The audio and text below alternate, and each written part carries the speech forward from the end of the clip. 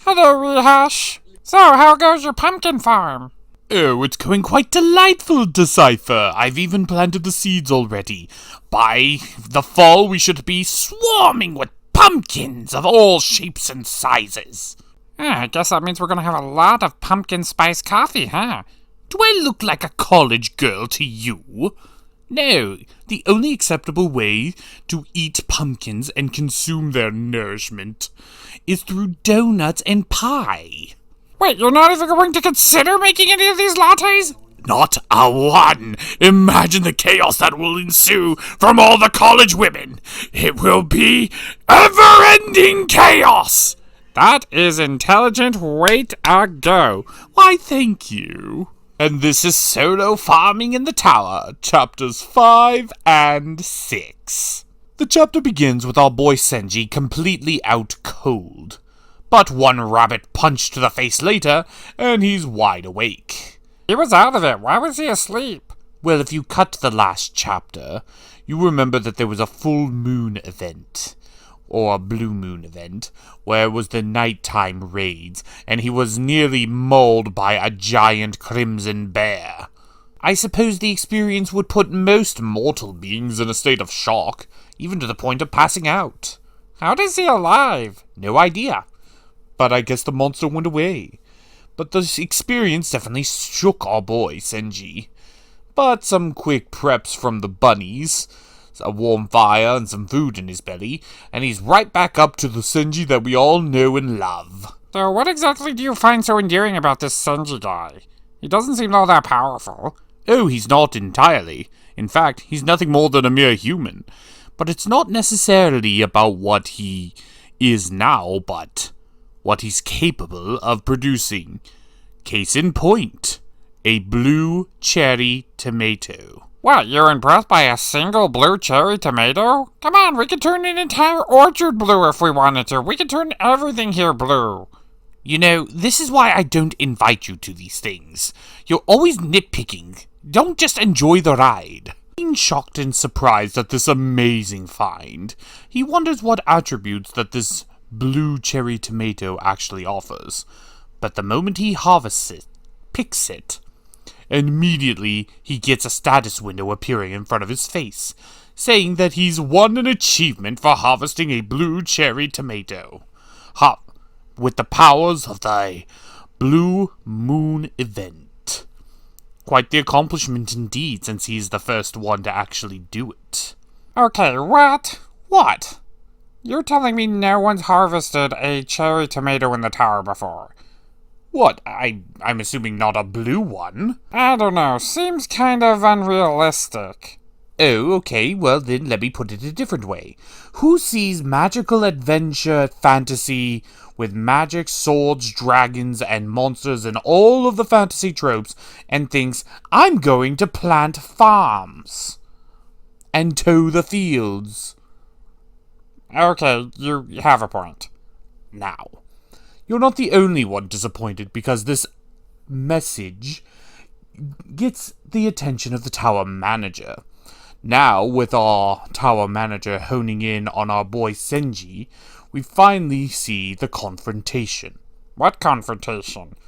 Well, for starters, he's an enigma in the system. He was never supposed to be there, and this is a massive oversight on the tower manager itself. He even considers killing our boy Senji. For just being there? But that's not his fault. Well, it kinda is his fault. He did jump through the black hole. But the tower manager's at fault for allowing that black hole to begin with. So in a way, it's all their faults. But Senji argues back that he's been stranded here for months, barely surviving. And you're telling me that the first time he gets an accomplishment, they're going to kill him? Yeah, that seems kind of fucked up. Well, the tower manager agrees. So, to cover up this oversight, the tower manager decides to awaken Senji as an official player. So now, he has his own title. His own adventuring truly has begun. Oh, so what class do you think he's gonna go with? Fighter? Druid? Wizard? Well, considering his situation, druid does actually sound appropriate. Though we're not entirely certain if D&D rules apply. Maybe he doesn't get a choice. Well, that'd be dumb. Why would you be invited to a tower but not given a choice? Well, this is our boy Senji after all. So finally awakened as a player, our boy Senji is super excited that he's finally at long last going to begin his adventure. And the first step is getting a title. A warrior, a caster, some sort of support, maybe something new and unique. Oh, he cannot wait, and it's Tower Farmer. That's a thing. It is now. Much to our boy Senji's dismay.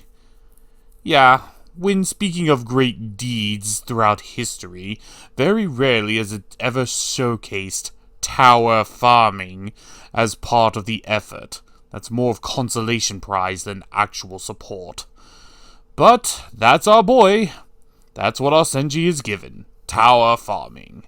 And all the perks that require. Germination, harvest powers, farming abilities closer to nature, easy to plant. I mean, these aren't bad abilities, all things considered. But Senji is enraged because, like any other fantasy game, he didn't get what he wanted, or didn't get what he thought he deserved. He flies into a bit of rage because this is not what he wanted when it came to his fantasy adventure. But then he looks at the bunnies. Well, aren't those the ultimate guilt trip face? And it works. Upon reflection, Senji is forced to realize, even without being a player, he's accomplished a lot. All things considered, not just anybody could survive. And he managed to acquire a lot of things. A small little family, farm, and now he's an official player. All of this was before he was a player, now he's here. So, like everything else thus far, he decides to make the best of it. Well, with all the hard work he did, I hope that blue cherry tomato actually does something. Well, you're right, it is something. It's actually a magic item. A magic item? Wait, food can be magic items? Why not? He grew it, he made it, it's magical by the moon, it's a magic item. Well, what can it do? Lose a few grams of fat and increase your magic by just a marginal amount, permanently. Well, that seems dumb.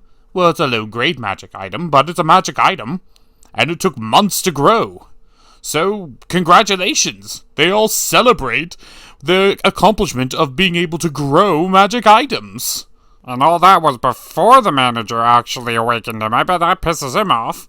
Oh, rightfully so. The Enigma did something that even the manager couldn't have done, and that royally pisses him off. So much so that he immediately gives Senji a mission of give him the blue cherry tomato. Because why not? With the promise of a job reward upgrade, but failure to do so means death. What? Death? Don't you think that's a little extreme? Well, it's the tower. Fantasy adventure, dark fantasy. He got to live and he's now an awakened payer, so he has to pay the price. Yeah, but it just seems so mean. Like, needlessly mean. Well, Senji agrees and he doesn't want to give it up. But, unfortunately, the pressure of actual death and consequences forces him to relent and give up the blue cherry tomato. So, all that hard work and it goes straight to the management. Welcome to capitalism. Oh, so we're going to get political with our jokes now? No, that joke is for anyone who has to go out on a regular 9 to 5. Well, he may have lost a blue cherry tomato, but he at least gained a job-related skill. Which I think is well worth it. Okay, so what's the job-related skill? It's advanced sewing technique. Now, anything he plants has a much higher chance of germinating than normal. I mean, it may not look like much, but it's something. And of course, Senji is reminded, he's not an adventurer, he's a tower farmer. But, given his position, I'll take the farming. Well, when you really think about it, what would a warrior class like fighter or barbarian do for him? The most dangerous thing he has to fight are a bunch of fish. And they're not even that strong. He was taking them out even before. It's not as though they really granted that much experience points. They're a low-level monster. It would take an eternity to level up like that, and by the time he does, or even before he does, he'd drain the pond, overkilling. I guess farming suits him much better. And besides, having farming gives him an army of rabbit slaves who will do whatever he wants. As long as he helps out with the farming, that is. You know, maybe I should start thinking of a subclass that specializes in farming, because this seems rather wholesome. Yeah, forget all the punch fighting. Let's just grow a bunch of shit. Maybe awaken some rabbit farmers and just start cultivating a field. Yeah, but it would hurt to go on an adventure like that, so I don't see that working out. Well, if you had hyper-acceleration plant growth... Yeah, anyway, we're getting sidetracked. Anyway, back to the story. Well, now that the Senji and the rabbits' breakfasts are done, it's back to work. And work they do, 'cause it's harvest time! Oh, look at those beautiful red balls of joy! You really like cherry tomatoes, don't you? Well, anime food always looks better than real-life food. Look at that! I mean, look at them. Even they're in awe of this anime beauty. I don't even like vegetables and fruits that much, but even I want to eat those cherry tomatoes. So the harvesting begins, and wouldn't you know it, Senji gets way more experience just harvesting these than he does by killing piranha. How does that work? He's a farmer. Yeah, but experience usually goes by toughness of your job. Well, some people can level up in different ways, I suppose. Wizards leveled up through practice and sorcery, and fighters leveled up through combat and feats of strength. Farmers must level up through gaining experience by harvest, sowing, and other farmer-related items. Speaking of items, turns out these cherry tomatoes are magical items as well. All of them. Gets rid of a few grams of fat, and it also increases your magic temporarily. So not as good as the blue one, but there's more of them. Stacks up to 10 times. Wow, that's not bad, but if it was a better magic item, maybe. I guess you can grow better magic items later on. Well, how do they taste? Oh, that's a good question. Well, Senji's about to taste test, but then the rabbits get angry at him for, we all did this, we all deserve a share sort of look. Senji realizes, yeah, he might have almost fucked up there, and shares the cherry tomatoes with everyone, with the rabbits pouting. One taste test later, and they're on cloud 9. Truly tastes like what they put into it. Well, Senji is currently engulfed in the euphoria, while the rabbits, well, they just grew some cherry tomatoes. It tastes good, but, you know, it's not carrots! What do you think would happen if they actually did plant carrots? We'll definitely find out later on. How do you know? They're rabbits and farming. There's going to be a moment where he's going to get carrots somehow. So after harvesting a bunch, eating a lot, and storing the rest for later, they decide it's time to turn in for the day and relax until the next time they need to harvest. Or at least that's what Senji plans on doing. Well, that's what Senji would have wanted, but it looks like management wants a share of the profits. For none of the work. Yep, typical management. A parked boy tries to ignore it, but the manager isn't giving him an option. They want those cherry tomatoes and they want them now. So Senji has no choice but to send over the cherry tomatoes. But he does get a new job skill. Harvest this time. He gets bonuses for harvesting. Yes, it does seem like a pretty useless skill at first, but when your job is tower farming and you have a lot of farming to do, this harvesting skill is actually really overpowered. So that's his overpowered skill. I was wondering about that. This is an Iseki, right? Yes, it is an Iseki, and what's an Iseki without an overpowered main character? But in this particular case, I feel like this overpowered feat is, well, warranted. He's earned it. He's been here for months. He needs as many advantages as he can get. And this harvesting skill, ooh, is a really good one. Though I feel like this skill is only given to him because the management wants to work him like a slave. Oh, it definitely was. and the tower manager wants its cut of the shares.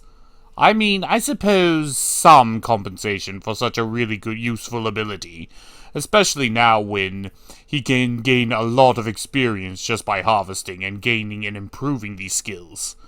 So I suppose the tower manager does deserve a share of the cut. And again, and again, and again, and again. Oh, this is starting to becoming a problem, I see. Yeah, overbearing, nitpicking managers that exploit their employees way too much. Oh, definitely here.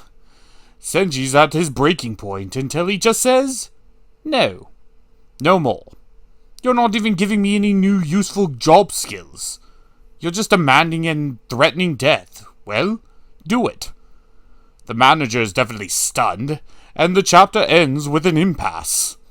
Senji standing up to his boss. I'm confused. Is it even right to say that the tower manager is Senji's boss? From a certain point of view, I suppose you could see it like that.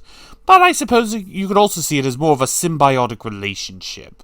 Senji's not doing anything wrong, except by being in the tower, but now that he's an awakened player, he has every right to be in the tower. But the tower manager only let him be a official player because he wanted to cover up his own blunder. But if the tower manager is Senji's boss, isn't he going to get into trouble? What if he actually kills him? Well, then the story's over. And besides, the tower manager isn't going to kill Senji. It's all just an empty threat. For you see, it's all about power and control. The tower manager's the one in charge. Senji has been shown time and time again to be the one thing that the tower manager can't seem to control. He's not going to kill him off. He needs to know and understand how to control Senji. But Senji just keeps being defiant in every regard. It's a matter of pride. You're really thinking way too hard into this.